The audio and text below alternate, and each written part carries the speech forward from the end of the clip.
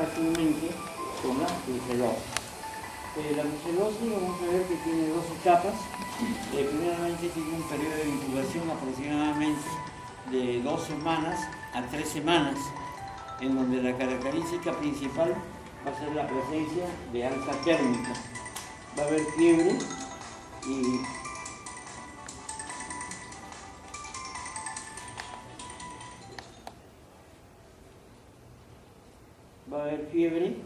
y malestar general. Eso es en el periodo benigno de la brucelosis. Luego, si es tratado adecuadamente la brucelosis, el cuadro desaparece y puede haber una remisión del mismo cuadro. Puedes apagarlo, por favor. Puede haber una remisión del cuadro posteriormente al año o a los 2 años, en donde la característica principal va a ser el dolor articular y sobre todo a nivel de la región lumbosacra, en donde esta enfermedad puede remitir nuevamente y producir destrucción de lo que viene a ser el aparato articular de la parte lumbosacra, o sea, de la misma médula espinal. Entonces nosotros, al tener esta destrucción del hueso, va a producir mucho dolor y va a producir lesiones a este nivel. Las lesiones se descubren muy rápidamente por una prueba radiográfica, en donde nosotros vamos a ver la destrucción del cuerpo vertebral. Por lo general esto sucede en gente que no cumple el tratamiento adecuadamente. Es muy difícil la reinfección de lo que viene a ser la brucelosis. Nosotros vamos a ver que en la brucela también va a haber otros tipos de brucela que son producidas también por otros animales. Por ejemplo, tenemos la parte de la bovina, tenemos la de los lobos marinos, tenemos la del chancho y también va a haber una brucela aborto, que va a producir aborto en personas gestantes, sobre todo en las primeras semanas de gestación. Por favor, también apágalo, las primeras semanas de gestación y va a tener la complicación que es en las gestantes, que vienen abortos. Y muchas veces nosotros en los centros médicos o en los hospitales las placentas no las estudiamos, sino simplemente las eliminamos. Y muchas veces uno encuentra que el problema es la brucela que está produciendo un granuloma infeccioso a nivel de la misma placenta, o va a producir un proceso infeccioso a nivel del cordón umbilical. Nosotros vemos que se han intentado hacer muchos tipos de vacunas. Tenemos vacunas que desde hace muchos años se van probando, pero para que una vacuna sea efectiva, lo primero debe ser una vacuna, debe ser duradera. No debe causar ninguna molestia al paciente, salvo caso de las molestias como la alza térmica, malestar general, el día que se inocula la vacuna. En Chile se fabricó una vacuna, pero que no tenía las propiedades adecuadas y no protegía a las personas que estaban en relación, por ejemplo, con estos animales, y siempre se les daba el mismo problema de la brucela. Lógicamente que era mucho más atenuado que en la actualidad. Entonces no tenemos una vacuna efectiva para lo que es la brucelosis. Hay que tener cuidados en la brucelosis, principalmente cuando se hace el diagnóstico por la parte clínica, que viene a ser malestar general, dolor articular, alza térmica. Entonces nosotros debemos poner primeramente al paciente, sea hombre o mujer, en reposo, porque una de las principales complicaciones que va a haber va a ser la lesión testicular, o sea, va a producir una orquitis. Esto puede llevar a la esterilidad al hombre. En la mujer puede producir una oferitis, o sea, una inflamación al ovario, y por eso es lo que se recomienda que el paciente esté en reposo. Si ustedes se acuerdan, hay una enfermedad que se llama las paperas, que también produce el mismo cuadro de orquitis o oferitis en la mujer.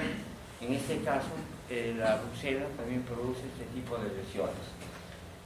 Para hacer el diagnóstico, básicamente, se pueden usar los rayos X para ver si hay alguna alteración a nivel articular, a nivel de la unión femoral o a nivel de la columna vertebral. Si uno tiene el antecedente de un paciente que ha tenido brucelosis, que el mismo paciente le va a decir, doctor, yo hace 2 años o 1 año tuve brucelas, y si regresa con la misma molestia, o sea, el mismo dolor articular, nosotros debemos pensar inmediatamente que ese paciente está haciendo una complicación de la brucelosis.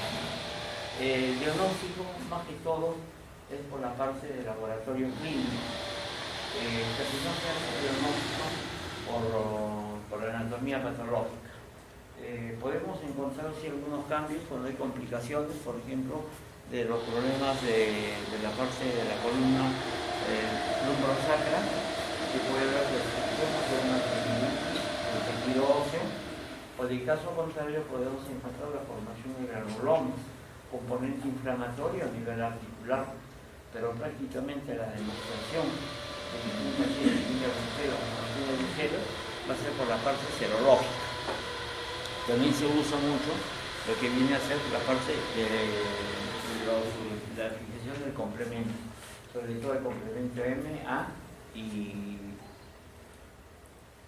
M y A.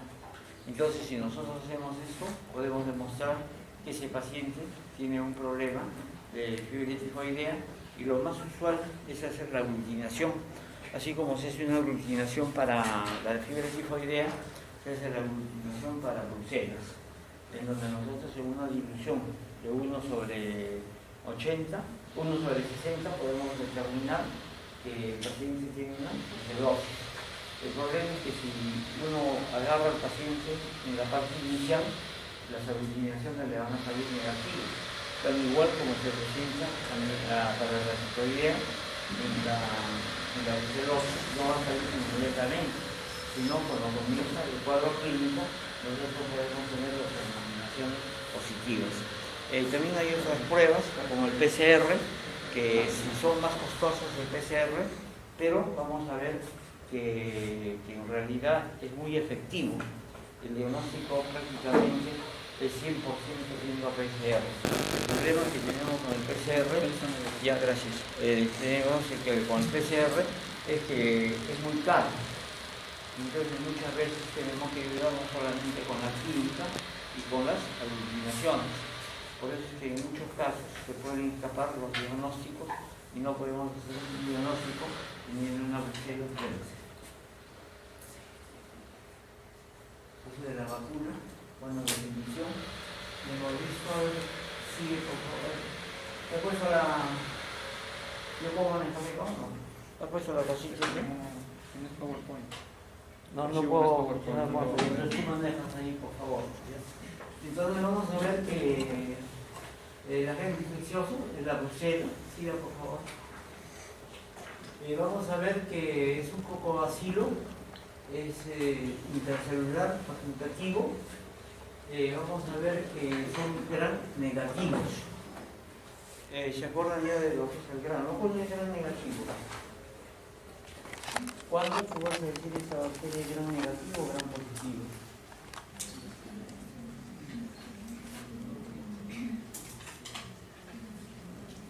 Estás acordado. A ver tú. Cuando la coloración la pinzogram vacío, la bacteria se ve color fucsia, no se ve rosada. Es el positivo. Es lo contrario de la bacteria del carbo. Se vuelve, ya les he dicho a ustedes, ¿no? Que siempre acuérdense de la batería del carbo, ¿no? La batería del carbo, lo rojo es positivo y lo azul es negativo. Acá es lo contrario. Lo rojo es negativo y lo azul es positivo. Y es una coloración de gram.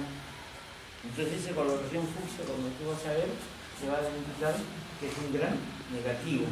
Entonces esto va a ser un gram negativo, va a tenerse de color rosado. Pero en ciertas circunstancias, cuando uno hace los estudios histopatológicos, que veis que queda muy raro y podemos encontrar un granuloma, se puede hacer una coloración de gram a ese tejido y las bacterias, no sé por qué motivo, se tiñen de color azul, no se tiñen de color rojo. Vamos a ver que el crecimiento es lento. Vamos a ver que el estudio más importante es por el DNA. O sea que por eso se llama por medio de la reacción en cadena, el diagnóstico es 100% seguro. ¿Y si nosotros no está cambiando? ¿Y cómo decía que no servía? ¿Ah? Ya. Estos son los diferentes tipos. Miren, la tutela abortus, la que produce aborto. Acá nosotros vamos a ver también que hay la resistencia, esa es la más frecuente que nosotros debemos tener presente. Esto se produce por las cabras. Vamos a tener las listas por los cerdos. Tenemos el canis, que es por el perro. La mavis, que es producida por las aves marinas, básicamente por el delfín y las marsopas. Y luego tenemos las ovis y la neonatal. Vamos a ver que la brucela tiene muchos nombres. Es una enfermedad prácticamente que se ha originado en la parte europea. Por eso es que los nombres se llaman también fiebre del Mediterráneo, se llama la fiebre de Malta. La fiebre de Malta nos recuerdo de una isla de Malta, donde vivió un tiempo Napoleón Bonaparte, y se dice que a Bonaparte le vino la fiebre de Malta, porque en esa isla consumía mucha cantidad de productos lácteos de cábalas. Esta es la distribución, miren, casi en todo el mundo hay la presencia, y sobre todo en la parte europea, de la presencia de esta enfermedad.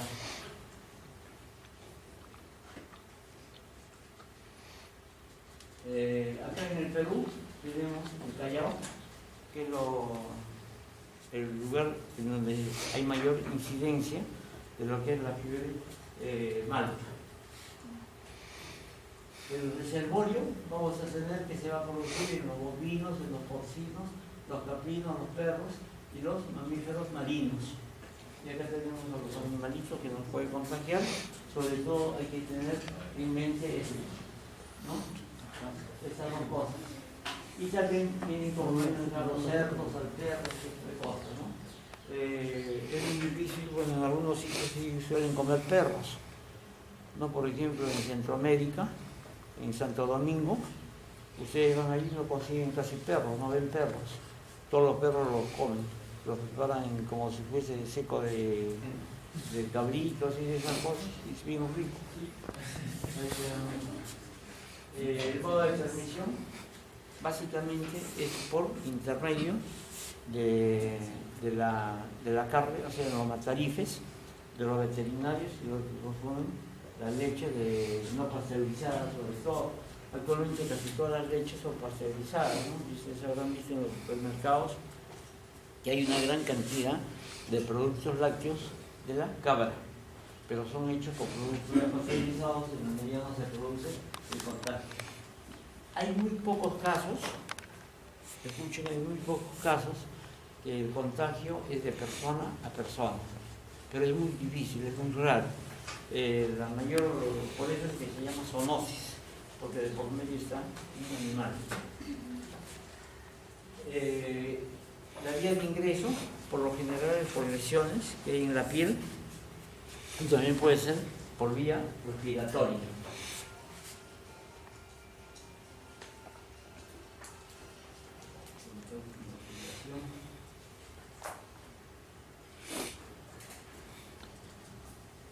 De 15 a 30 días, y esto puede variar hasta varios meses. Muchas personas no hacen el cuadro clínico que aparece con un dolor lumbar, por ejemplo, al año o al año y medio. Uno le toma una placa radiográfica y ve la destrucción de las vértebras. Muchos confunden con el mal de poto, ¿no? ¿Qué es el mal de poto? Desconozco. ¿Ah? No conozco. El miércoles entonces vamos a ver. El mal de Pot es la lesión de las vértebras por la tuberculosis. Entonces nosotros ese diagnóstico hay que tenerlo presente, porque en nuestro medio hay mucha tuberculosis. Felizmente en la actualidad no se ve mucha cantidad, por ejemplo, de mal de Pot, que es la destrucción de la columna, pero también se puede atribuir a lo que viene a ser de las brucelas.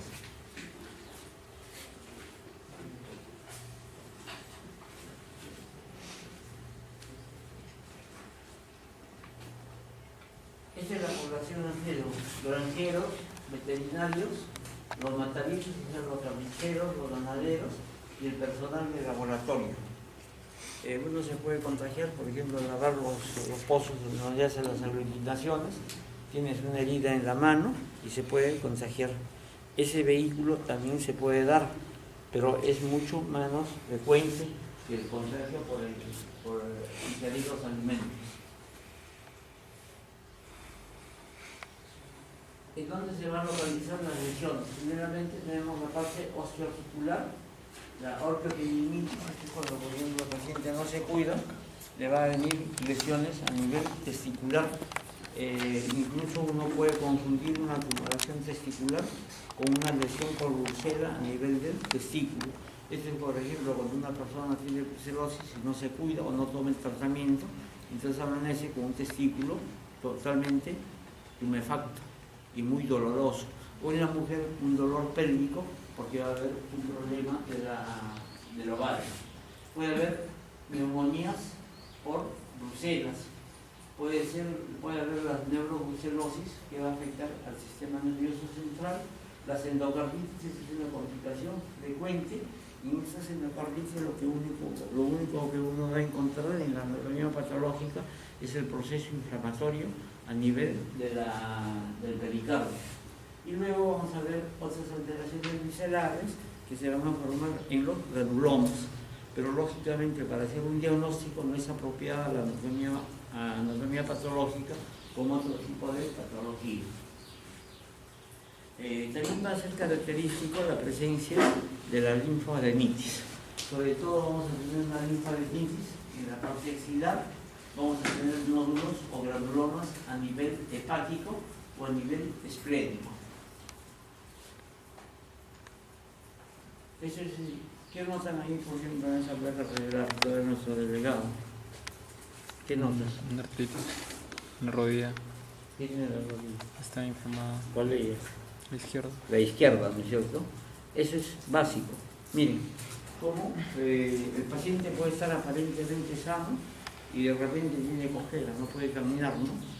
Entonces va al médico y muchos médicos, muchos colegas, lo único que le necesitan esas pastillas locas de aspirina, ¿cómo se llama? Para calmar el dolor, analgésicos, y lógicamente le disminuye porque hay un proceso inflamatorio, pero el curso de la enfermedad prosigue y puede proseguir y puede haber una destrucción de lo que vienen a ser los pasillos articulares. Entonces hay que tener mucho cuidado cuando, por ejemplo, una persona de entre 20, 35, 40 años, hay que preguntarle cuáles son sus costumbres alimenticias. Si nos dice que ingiere leche de cabra o productos lácteos de cabra, o muchas veces tampoco no se puede saber porque nos engañan, nos dicen, no, ese queso es de vaca y es de cabra, ¿no? Entonces ahí viene el problema. Vamos a ver que a nivel del corazón, lo principal que va a haber es la endocarditis del miocardio. Esto básicamente se hace por un electrocardiograma o actualmente que se tiene la ecocardiografía, van a salir los diagnósticos muy precisos. Pero acuérdense que esto ya son complicaciones de la misma brucelosis. En el trato digestivo el paciente puede presentar náuseas, vómitos, puede tener estreñimiento, dolor y no hay nada definido en cuanto se refiere a la parte del tubo digestivo. Puede haber una hepatoesplenomegalia, pero no muy definida, que puede llevarnos a la confusión con otro tipo de enfermedad, sobre todo con lo que es la fiebre tifoidea. La diferencia que hay entre la brucelosis y la fiebre tifoidea es que la fiebre tifoidea va a afectar mucho más al sensorio.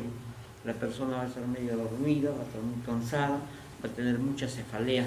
En cambio, ni la brucelosis no se presenta este cuadro. Para los que no conocen, este es un testículo y este es el pene. Miren totalmente cómo se le ha hinchado el testículo. Esto produce esterilidad en el hombre. Y aparte que esta patología le viene a estos genitales. ¿Qué patología ven? La fimosis, puede ser todo. En el sistema nervioso lesiones, también de granulomas, a nivel periférico y a nivel del sistema nervioso central. ¿Cómo se hace el diagnóstico? Vamos a ver que el diagnóstico puede ser directo o en forma indirecta. Cuando nosotros vemos en forma directa, va a ser generalmente por un cultivo.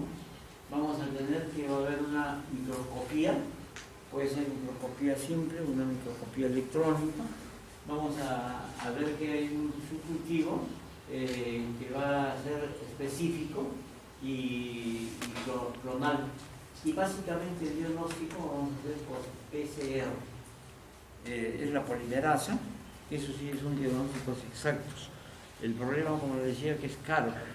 Entonces, mayormente nosotros hacemos los diagnósticos en los hospitales o en las clínicas simplemente por la serología. Cuando se hace, por ejemplo, una batería, cuando un paciente tiene fiebre, se hace de tifoidea, paratifoidea y de brucelosis. Si nosotros tenemos 1/80, pensamos que puede ser con un reactivo diferente al de Bruselas, decimos que puede ser una tifoidea o si no, una brucelosis. El problema es que puede haber pruebas cruzadas. Nos puede salir, por ejemplo, unas aglutinaciones positivas y el paciente no tiene ni brucela ni tifoidea. Entonces hay que siempre tener presente que puede haber pruebas cruzadas en lo que es el examen directo. En el examen indirecto tenemos el rosa de Bengala, tenemos las aglutinaciones, tenemos la prueba de Kunz, tenemos la serología, que es lo que les he explicado, y también vamos a tener la presencia de la inmunofluorescencia. Lamentablemente estos últimos estudios son muy caros para poder hacer y no se realizan. Se realizan cuando tienen complicaciones más graves, que por ejemplo hay una endocarditis que no se sabe cuál es la causa, entonces se puede hacer un estudio de inmunofluorescencia y se puede llegar a demostrar la presencia de la bacteria. El laboratorio de las aglutinaciones del cultivo.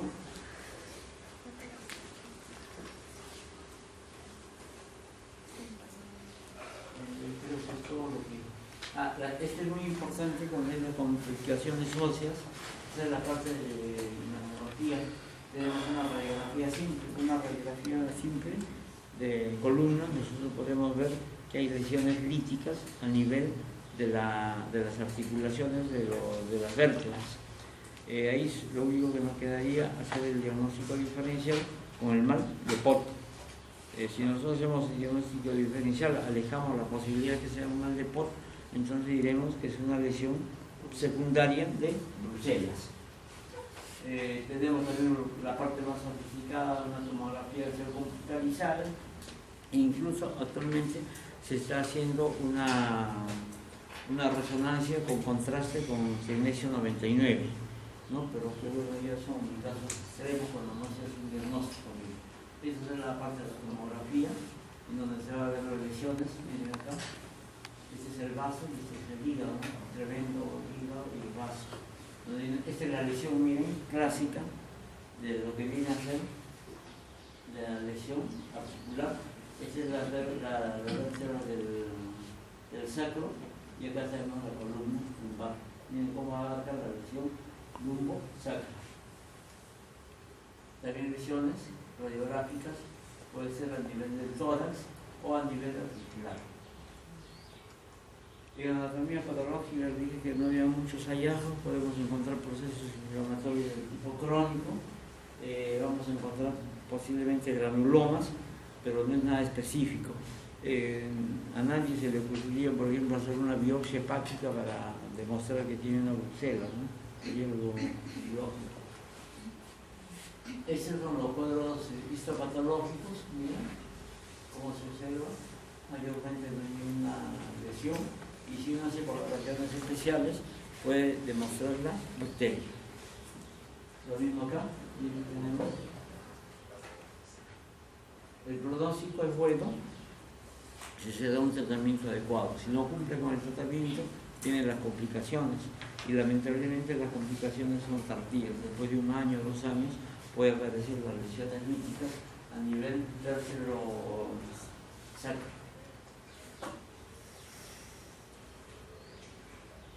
Es una enfermedad que denunciar. Lamentablemente aquí en el Perú nadie denuncia ninguna enfermedad, al contrario la guarda, porque inmediatamente salen los periódicos, el 50% cierto, el 50% mentira.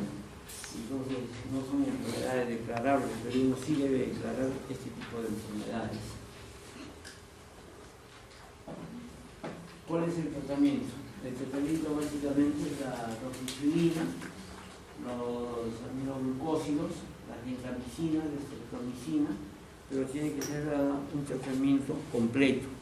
Si toman en forma parcial el tratamiento, muy posiblemente hagan la complicación después de un tiempo. La siguiente, por favor, la sífilis.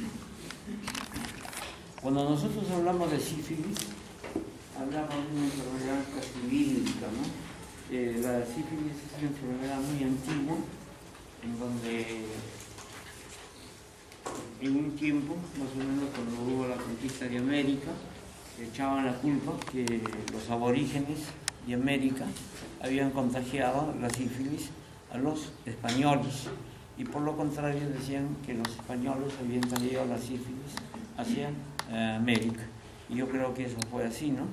Porque incluso vino un señor quizás que murió aquí en América contagiado de sífilis.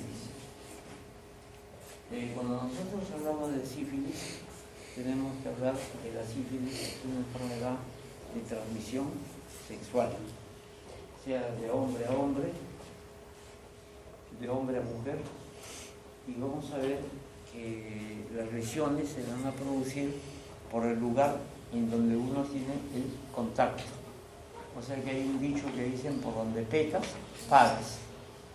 Entonces, si es en el aparato genital, le sale la primera lesión, que viene a ser el chancro o la úlcera, que es por necrosis. Si pecan por la boca, será por la boca, en el labio, en la lengua. Van a ver unas diapositivas que muchas veces esos diagnósticos, si no se tienen presente, se escapan. Pueden pensar que con una lesión que se presente en el labio simplemente es un herpes, y le dan cualquier tratamiento loco, y como esa úlcera desaparece aproximadamente a las 2 semanas, con tratamiento o sin tratamiento, entonces se piensa que está muy bien el diagnóstico bien hecho, y en ese diagnóstico pasa a una segunda fase, lo que viene siendo la sífilis. Este señor es el que murió, la primera víctima de los niños. Vamos a ver que incluso a un producto, a un tubérculo, a la papa, le echaron la culpa que era el causante de la transmisión de la sífilis, porque la papa fue llevada a Europa cuando hubo una época de hambruna. Entonces era un producto barato y era muy agradable para las personas. Entonces pensaban que por medio de la papa también se habían contagiado de esta enfermedad.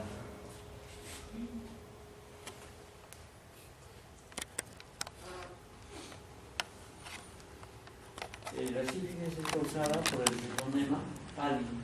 Se llama treponema por la forma que tiene, ¿no? Es una forma de espiral o de tirabuzón, que en el primer estadio, que es en el estadio de la úlcera, se va a poder observar haciendo un hisopado de la úlcera, y lo coloca en una lámina y se puede ver un microscopio a campo oscuro y van a ver las espiroquetas. Este es el periodo más contagioso que puede existir. El diagnóstico es muchas veces fácil de hacerlo, pero el problema está que cuando una persona en la actualidad tiene un contagio de sífilis y le viene la lesión ulcerada, lo primero que hace esta persona va a la farmacia, y el que vende los productos ahí le dicen: doctor, ¿qué cosa me ha salido esto? El otro ni ve y le dice: ponte tal cosa, y como desaparece la lesión. El problema es en la mujer, porque en la mujer la lesión de la úlcera se presenta principalmente a nivel del cuello uterino, y la mujer no puede ver que tiene la lesión, pero sí va a tener cambios en la parte fisiológica, ¿no? Va a tener descensos purulentos, va a tener malestar general, y está la úlcera